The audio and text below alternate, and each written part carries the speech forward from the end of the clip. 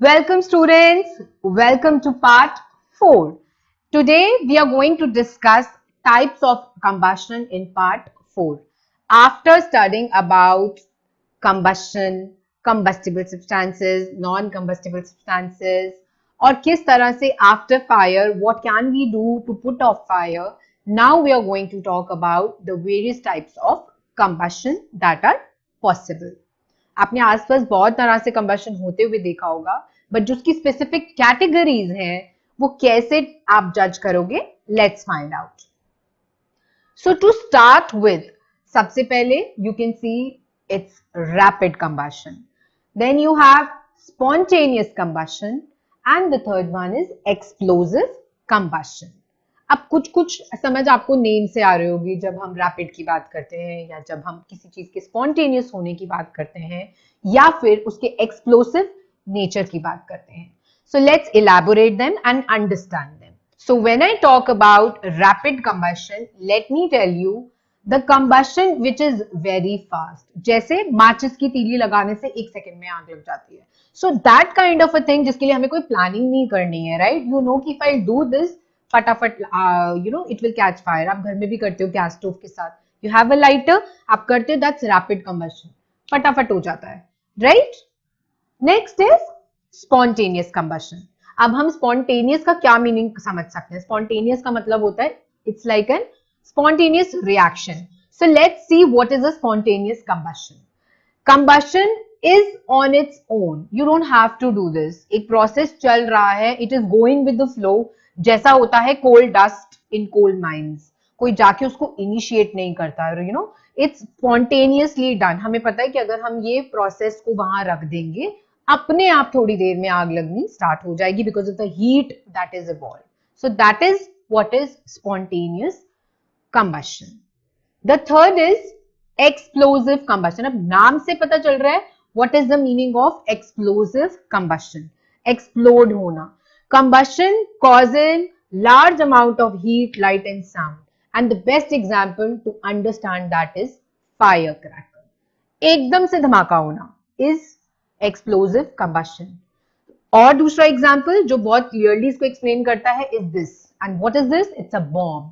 Yes, आप सबको पता है कि जब बॉम्ब एक्सप्लोड होता है तो क्या होता है? A sudden reaction takes place with the evolution of heat, light and sound. हम बहुत बार डर जाते हैं उसकी आवाज से और उस एक्सप्लोजन से.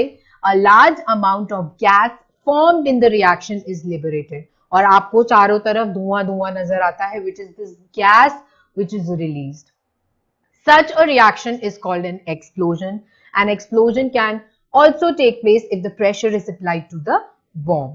तो ये बहुत सारे एरियाज में आपको पता है नेगेटिवली भी यूज किया जाता है and it is a lot of destruction which is caused, so we should not encourage such kinds of action, but the logic behind them is explosive combustion. So I hope you've understood these three types of combustion. This is on the basis of the output कि explosion किस तरह से हो रहा है, combustion किस तरह से हो रही है, right? So these are the three categories involved. Now I'm going to explain and talk about two other types of combustion which are on the basis of just seeing the flame. ठीक है, कहीं पे भी जब आग लगती है आप अगर उस फ्लेम को चेक करोगे तो ये दो कैटेगरीज आपके दिमाग में आएंगी. नॉट कि कितना एक्सटेंट का शोर मचा, हीट इवॉल्व हुई, लाइट इवॉल्व हुई, यहां पे हम वो जज नहीं करेंगे.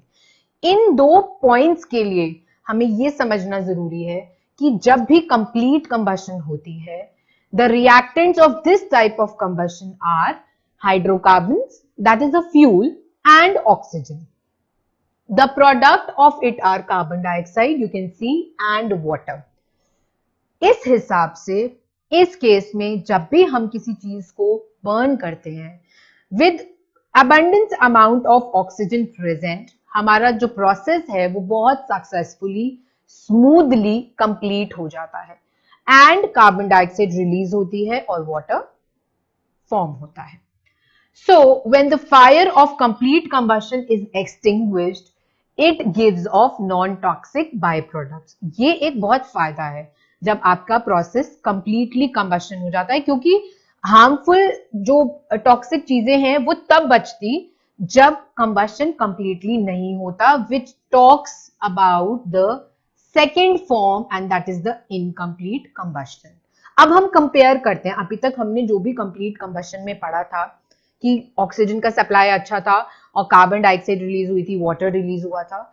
अब जब ये प्रोसेस होता है, यानी कंबशन पूरी तरह से नहीं है, चाहे आपके पास ऑक्सीजन है बट फॉर सम और दी अदर रीजन, हो सकता है ऑक्सीजन इनसफिशिएंट हो, और भी रीजन हो सकता है जिसकी वजह से कंबशन कंप्लीटली नहीं हुई, या तो आपने पूरा टाइम नहीं दिया, तो हमारे जो बाय प्रोडक्ट्स हैं बनते हैं वो क्या है? You can see the product of it are carbon dioxide, water, carbon monoxide and carbon, carbon monoxide and carbon. अब देखा आपने बाय प्रोडक्ट्स बिल्कुल चेंज हो गए।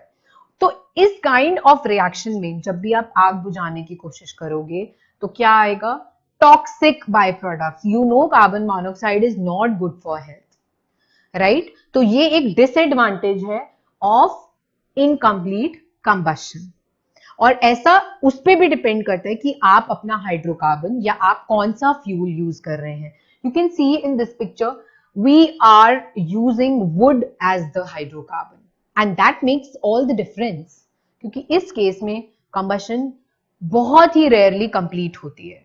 तो इसीलिए लेसन ये है कि हमें जो भी फ्यूल हम यूज कर रहे हैं, किस तरह का फ्यूल है वो यूज करना चाहिए, वो जज करना बहुत इंपॉर्टेंट होता है, क्योंकि उसके जो बाय प्रोडक्ट्स हैं वो टोटली उस पर डिपेंडेंट करते हैं। तो जब भी हम किसी फ्यूल को यूज करते हैं, we should understand all the features that fuel is exhibiting and then we should think कि हमें ये यूज करना चाहिए या नहीं करना चाहिए। सिर्फ अपने प्रोसेस के बारे में नहीं सोचना चाहिए, there are environmental aspects also which we should always think about. So there's one more term which brings me to understand and talk about जब आप फ्लेम की बात करते हो, जहां पे हम इनकम्प्लीट कंबशन के बारे में बात कर रहे हैं, तो यहां पे आपको फ्लेम किस तरह का है उसकी अंडरस्टैंडिंग होना बहुत जरूरी है। बहुत सिंपल है, ड्राइंग करते टाइम हम लोग फ्लेम्स को कलर करते हैं, तो हम यूजुअली यही कलर सिलेक्ट करते हैं ना, येलो कलर, और बहुत कम ही है जो बहुत ही हाईली आर्टिस्टिक होंगे वो समझेंगे कि थोड़ा सा ब्लू इफेक्ट भी दे देते हैं, थोड़ा सा ऑरेंज भी दे देते हैं।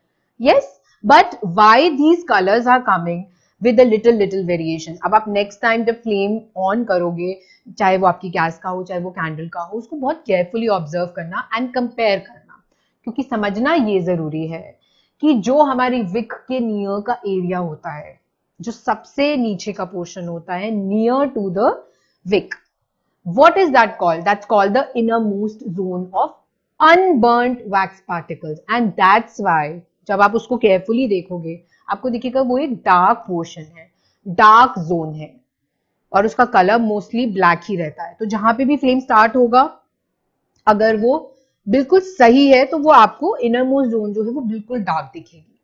और जो सेकेंड जोन है which is called the middle zone, यहाँ पे पार्शियल कंबशन होती है, राइट? क्योंकि धीरे धीरे ऑक्सीजन मिलनी शुरू होती है, बट क्योंकि वो इनरमोस्ट है, ऑक्सीजन 100% इस पोर्शन में पहुंचेगी ही नहीं, and the feature colour is always yellow of the middle zone. And as we move to the outermost zone, आप देख सकते हैं वहां पे कलर बिल्कुल ब्लू हो जाएगा। वो किस लिए होगा? क्योंकि यहाँ पे there is ample supply of oxygen which is leading to the complete combustion.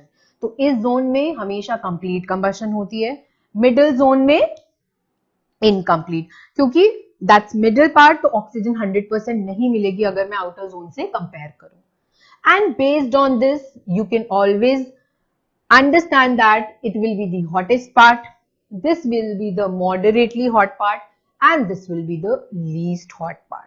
So when you understand the zones of flame, आप देख के भी बता सकते हो combustion complete है या incomplete based on the colors it is exhibiting. कई बार blue zone होता ही नहीं है flames में, तो वो आपको क्या hint दे रहा है? एंड ये ऐसी सिचुएशंस होती हैं क्योंकि आई हैव सीन पीपल, वो क्या करते हैं, घर में रोटी भी बनाते हैं, डायरेक्टली फ्लेम पे उसको सेकते हैं। You should not do that, you should never cook your chapatis directly on the flame.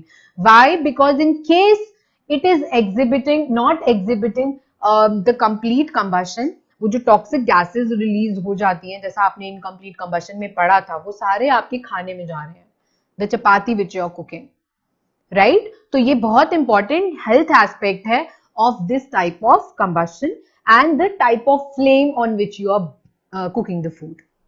Got it? So with this, let's also discuss an important feature of the fuel that you are using, which is the calorific value. ये समझना इसलिए जरूरी है क्योंकि जब आपको एक fuel choose करना होता है कि हम इसको यूज करें या ना करें, तो कौन से और फीचर्स हैं जिनके बारे में आपको स्टडी करना जरूरी है.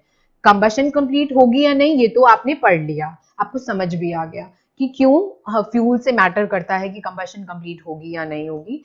The second important thing is the calorific value. And what is that?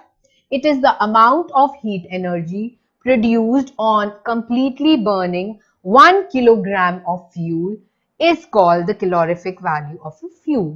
So the more is the calorific value of a fuel, more is the efficiency of the fuel, right? तो जब आप choose करोगे एक fuel को, obviously you will always prefer कि मैं वही fuel choose करूं जिसकी कैलोरिफिक वैल्यू ज्यादा है, क्योंकि उससे आपके फ्यूल और जो भी आप चीज यूज कर रहे हैं उसकी एफिशिएंसी भी ज्यादा होगी. But there are always advantages and disadvantages to that also, कि आप उसको उस पर्टिकुलर प्रोसेस में यूज कर भी पाओगे कि नहीं. तो कंप्लीटली स्टडी करना बहुत इंपॉर्टेंट होता है एक आइडियल फ्यूल चूज करने के लिए. And with such things, you can at least have a knowledge of the fuel that you're choosing for the process of combustion. So children, I hope you have understood everything in this part. So now I would like to see you all in the next part where we are actually discussing what is an ideal fuel. Till then, see you.